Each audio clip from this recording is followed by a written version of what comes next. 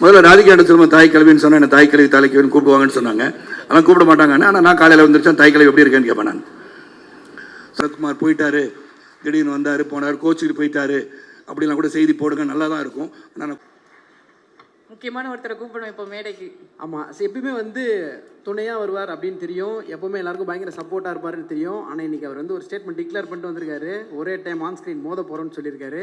On screen அவர் பண்ணாத கதாபாத்திரம் இல்லை, கட் பண்ணி இந்த சேர்த்துரும்னா இன்ஸ்டாவில் அவர் பண்ணாத ஜோக் இல்லை அப்படின்னு கூட சொல்லலாம். ஏன்னா அவ்வளோ வந்து தன்னை வந்து ஃபன்னியாகவும் சரி ஸ்போர்ட்டிவாகவும் சரி ஒரு டூடா ஒரு ப்ரோவா அப்படி நம்ம கூட கம்பெனி கொடுக்கக்கூடிய ஒருத்தர், ஒரு மிகப்பெரிய கைத்தறலோட சுப்ரீம் ஸ்டார் சரத். பார்த்தேன் நான் அதிகமாக பேசியிருப்பேன் பயந்த மாதிரி தெரியுது.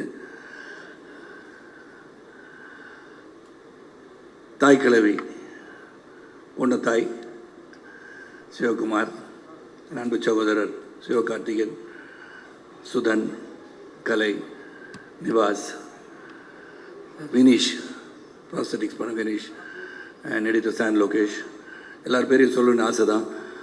இங்கே நடிகர்கள் அனைவரும் இங்கே உட்காந்துருக்காங்க வரிசையாக பின்னாடி. வருகை தந்திருக்க பத்திரிகை சகோதரர்கள், ஊடக நண்பர்கள், கலைத்துறை நண்பர்கள், சிறப்பு அழைப்பாளர்கள், செல்ஃபோன் பிரியர்கள், உங்கள் அனைவருக்கும் அன்பு கலந்த மாலை வணக்கத்தை தெரிவித்துக் கொள்கின்றேன். நான் செல்ஃபோன் பிரியர்கள் சொன்னால் தான் உடனடியாக செய்தி வெளியே போகும், அதில் கொஞ்சம் கான்சன்ட்ரேட் பண்ணால் நல்லதுன்னு தான் உடனே சொல்லிடுறேன். இந்த படம் வந்து பார்க்கின்ற ஒரு வாய்ப்பு கிடைத்தது. ஏன்னா I want to make it very short. ஒரு 2 hours பேசலான் இருக்கேன். அது ரொம்ப ஷார்ட்டாக தான் இருக்கும், பட் பேர் வித் மீ. நீங்கள் டெலிப்ராம்டர் பார்த்து அதை பார்த்து தான் சரத்குமார் பேசலான்னு நினச்சிட்டு போகிறாங்க. அது ஒன்று ஓடிட்டு முன்னாடி. Sorry Sanjay, when I look at that I thought அதை தான் பேசணும்னு சொல்கிறாங்களோ ஒரு சின்ன பக்குன்னு ஒன்று. இங்கேருந்து அதை பார்த்து பேசுறது கொஞ்சம் கஷ்டம் தான் எனக்கு. தாய் கிழவி படம் வந்து ரொம்ப ஒரு சந்தோஷம், மகிழ்ச்சி, மிகப்பெரிய மகிழ்ச்சி. நான் பொண்ணு தாய் வந்து இந்த படத்தை கலைக்கிருக்காங்கன்னு தான் சொல்லணும். இதில் என்ன ஒரு பியூட்டின்னு ஒரு சின்ன February 20 ரிலீஸ்ன்னு சொன்னாங்க. ஒன்று என்னுடைய டைரக்டர் இயக்குனர் மாதவ ராமதாஸ் ஃபஸ்ட் டைம் வந்து தமிழ் படத்தை வந்து இங்கே சிறப்பாக ரிலீஸ் பண்ணணும்னு சொல்லி என்னை வைத்து ஆலி என்ற ஒரு திரைப்படத்தை இயக்கியிருக்கிறார். அவர் 20 நான் சொன்னேன் தாய் கிழவி வந்து ப்ரமோஷன் இதெல்லாம் அதிரடியாக இருக்கும், அதிரடியாக இருக்கிறத நம்ம வந்து மோதுறதே தப்பு, இது ஒதுக்கிக்கிறது நல்லது அப்படின்னு சொல்லி நான் 20 வந்து 27 மாற்றினேன். அதுக்கப்புறம் விதியின் கோலம் என்னவென்று சொன்னால் அவங்க 20 மாற்றி 27 வராங்க. டே உன்னை நான் விடுவேனா, பின்னாடியே வந்து மோதலண்டான்ற மாதிரி. இதில் மோதல் இல்லை, இது வந்து ஒரு பெரிய சாதனைன்னு சொல்லணும். ஏன்னா உலக அளவிலே பார்த்தால் எனக்கு வந்து February 25, 1994 லக்ஷ்மி மூவி மேக்கர்ஸோட முதல் திரைப்படமான Aranmanai Kaavalan, super good films அவர்களின் கேப்டன், ரெண்டுமே படம் வந்து ரெடி ஆயிடுச்சு.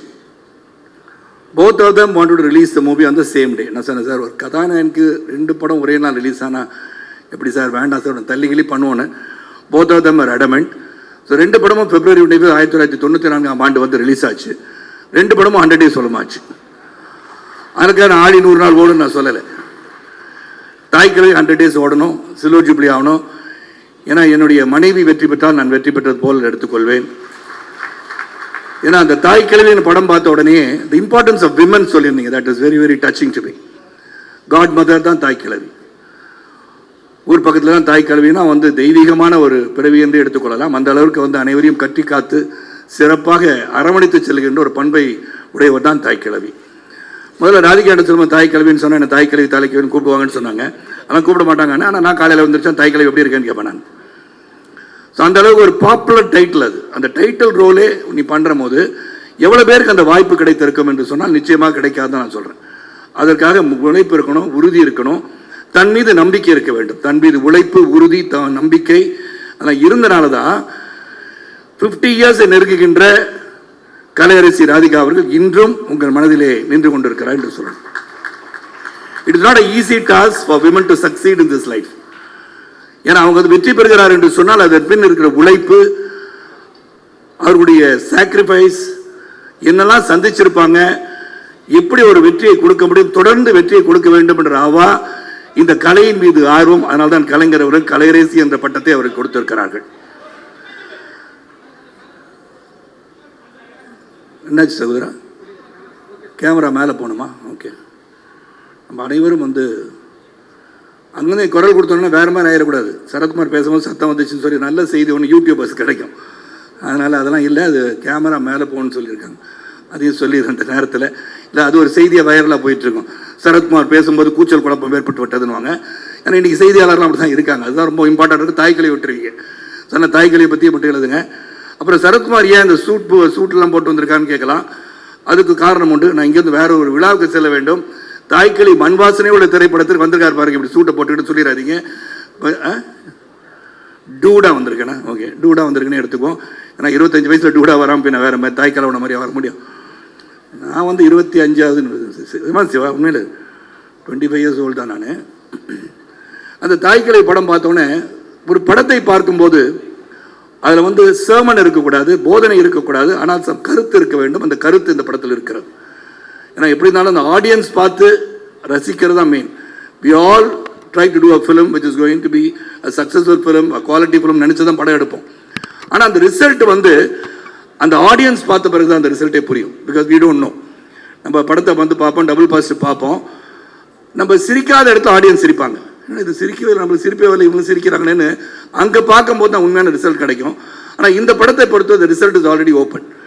டிக்ளேர் பண்ணியாச்சு. எலெக்ஷன் ரிசல்ட் என்னன்னா வெற்றி யாருக்குன்னா தாய்க்கிழவிக்கு உறுதியாகிடுச்சு. அது எந்த ஒரு இதுவும் கிடையாது. ஆனால் ஆப்போசிட் டெபாசிட்டும் இழக்க மாட்டேன். என் படம் நல்லா தான் இருக்கும். ஆழி படம். இதில் அந்த படத்தை பற்றி சொல்லிட்டு நான் விடைபெறுகின்றேன். ஏன்னா ஒரு படத்தை பார்க்கும்போது அது ஹைலி இமோஷனல் படமாக இருக்கும். வந்து யூ ஸ்டார்ட் டியரிங், கண்ணில் நீர் வடியும் அளவுக்கு ஒரு இமோஷன் இருக்கும். It will choke you. அதெல்லாம் இருந்துச்சு. இந்த படத்தை பார்க்கும்போது சிரிச்சுட்டு இருக்கும்போதே கண்ணில் தண்ணி வந்துருச்சு, அழுகும்போது கண்ணில் தண்ணி வந்துருச்சு. ஸோ 2 இமோஷன்களுக்கும் you have tear in your eye. Sivakumar இயக்குனர். ஏன்னா இங்கே எல்லாமே எஸ்ல ஆரம்பிச்சு எஸ்கே எஸ்கே எஸ்கே. நீங்கள் ஒரு எஸ்கே, நான் சரத்குமார் எஸ்கே, சிவகுமார் ஒரு எஸ்கே.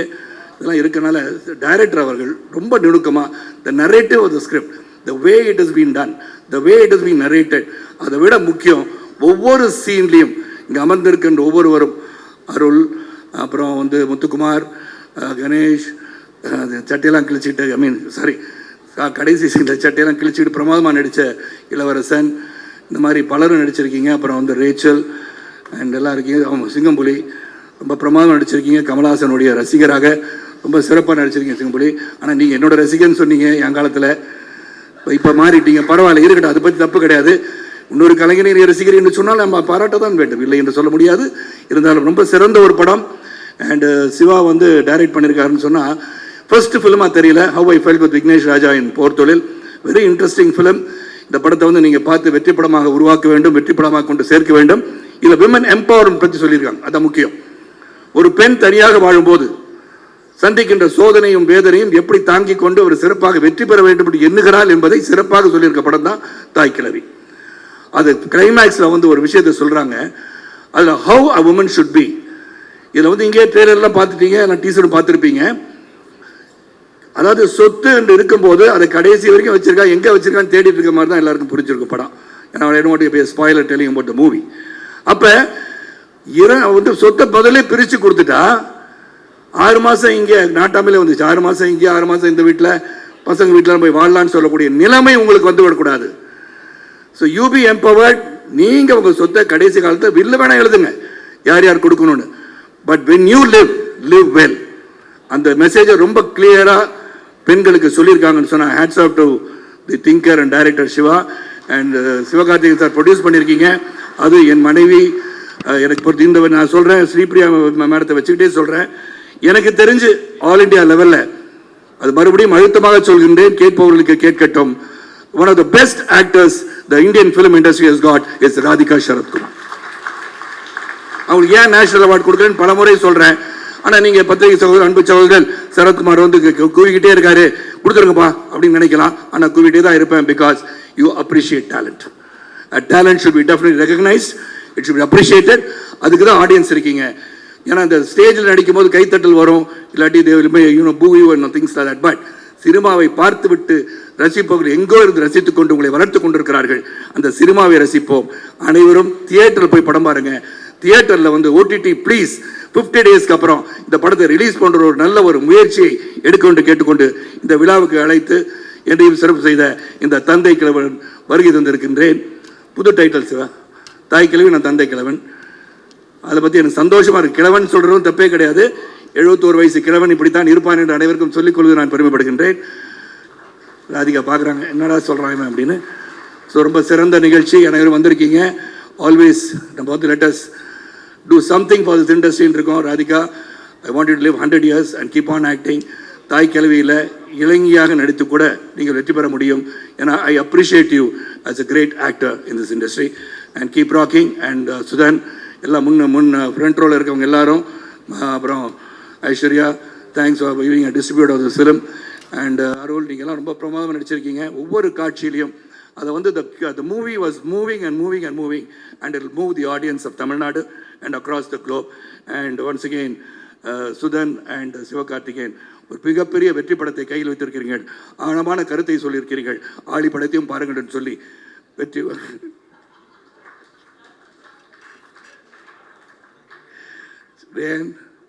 சொல்லணும்லம்மா, என் படம் ரிலீஸ் ஆகுது. ஆழி படத்தையும் நீங்கள் பார்க்க வேண்டும் என்று சொல்லி உங்கள் அனைவருக்கும் மீண்டும் ஒரு முறை நன்றி கூறி விடைபெறுகின்றேன்.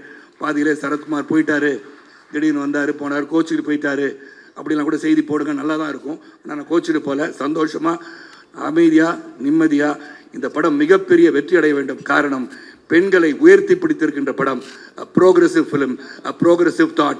I've been very clearly told in this film.